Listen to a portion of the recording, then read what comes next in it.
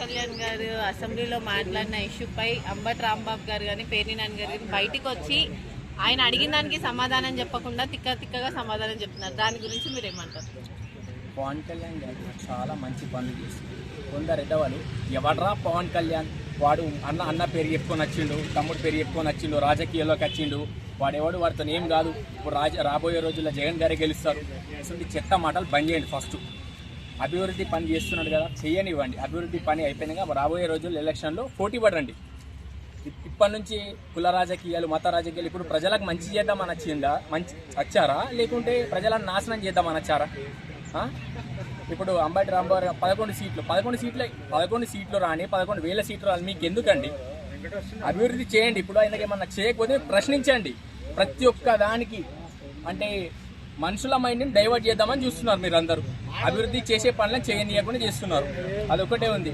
ఇప్పుడు పిఠాపురంలో కూడా పవన్ కళ్యాణ్ గారు రావట్లేదు అంటే ఆయన వచ్చే అవసరం లేదండి. ఆయన చేసే అభివృద్ధి పనులు జరుగుతున్నాయా, నిధులు వస్తున్నాయా?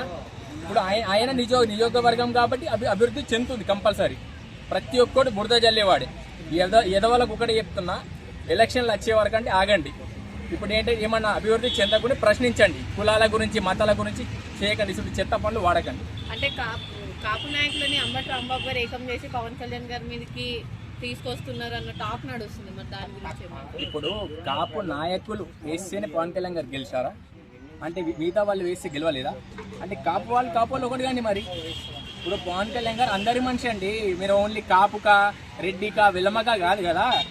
పవన్ కళ్యాణ్ అందరి వ్యక్తి, అందరు కలిసి గెలిపిస్తేనే పవన్ కళ్యాణ్ అంటే అందరూ అంటే పవన్ కళ్యాణ్, అందరు గెలిపిస్తేనే పవన్ కళ్యాణ్ గారు అయ్యారు. ఇప్పుడు డిప్యూటీ సీఎం అయినా ఏదైనా ఇప్పుడు కాపు వాళ్ళందరినీ కలుపుకొని ఏం చేస్తారండి? కాపు వాళ్ళని కలుపుకొని అంబటి రాంబాబుకి అడుగుతున్నా, ఏం చేస్తారు? అందరినీ కలుపుకొని అని దించేస్తారా 10 ఏళ్ళ నుంచి? అంత లేదండి. అభివృద్ధి చేస్తున్నాడు, చేయనివ్వండి. ఏమన్నా ఎలక్షన్లు ఏమైనా ఉంటే తర్వాత చూసుకోండి ఫ్యూచర్లో మీకు. అప్పుడు గొడవలు పడండి. ముందే కులాల మధ్యలో, మతాల మధ్యలో ఇసుంటి చిల్లర రాజకీయాలు బంద్ చేయండి. మరి కులాల గురించి మీరు అంటున్నారు కదా, పవన్ కళ్యాణ్ గారు మరి అసెంబ్లీలో కుల రాజకీయం అన్నట్టు మాట్లాడారు. దాని గురించి మీరు చూసుకోవచ్చు. పవన్ కళ్యాణ్ గారు ఏం మాట్లాడలేండి. ఫస్ట్ వాళ్ళు టాపిక్ తీశారు, దాన్ని బట్టి మన పవన్ కళ్యాణ్ గారు రియాక్షన్ ఇచ్చారు.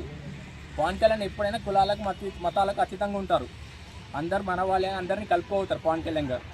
ఓకే, అంటే మరి ఇప్పుడు అసెంబ్లీలో కొన్ని చర్చలు వచ్చాయి. ఏంటంటే వైసీపీ వాళ్ళకు ప్రశ్నించే అర్హత లేదు అన్నట్టు మాట్లాడుతున్నారు. మరి ఆయన ఎందుకు అలా అనడం పవన్ కళ్యాణ్ గారు? అవునండి, 11 సీట్లు వచ్చాయి మనకు. 11 ఇప్పుడు దానికి ఒక లిమిట్ టైమింగ్ పీరియడ్ ఉంటుంది. మన ఇష్టమైనంత మాట్లాడతామంటే కాదు కదా, దానికి ఒక టైమింగ్ పీరియడ్ ఉంటుంది. ఆ టైమింగ్ పీరియడ్ ప్రకారమే మాట్లాడాల్సింది. ఇంతకుముందు జగన్ గారు ఉన్నప్పుడు అదే మాట చెప్పారు కదా, మనకు ఒక టైమింగ్ పీరియడ్ ఉంటుంది. ఆ పీరియడ్ ప్రకారమే మాట్లాడాలి. మన ఇష్టమైనంత సేపు మాట్లాడదండి కాదు కదా. ఓకే, ఓవరాల్గా మీరు ఏపీ పాలిటిక్స్ గురించి ఏం చెప్తారు? అభివృద్ధి చెందుతుందని, బాగా అభివృద్ధి చెందుతుంది. రాబోయే కాలంలో మనం పవన్ కళ్యాణ్ గారిని సీఎంగా చూడబోతున్నాము. ఇది మాత్రం రాసి పెట్టుకోండి. ఆయన పొత్తుతో వెళ్తే సీఎం ఎట్లా అవుతాడు? పొత్తుతో వెళ్ళాడు. ఈసారి మాత్రం పవన్ కళ్యాణ్ పొత్తుతో వెళ్ళే ప్రసక్తే లేదు. ఆయన చెప్పాడు కదా, ఇప్పుడు రాజకీయం అంటేనే ఒక చదరంగం. ఆ చదరంగంలో మాత్రం పవన్ కళ్యాణ్ గారు ఇప్పుడు చూపెడతారండి. రాబోయే రోజుల్లో మాత్రం పవన్ కళ్యాణ్ గారు సింగిల్ గానే అసలు చూడండి. ఓకే.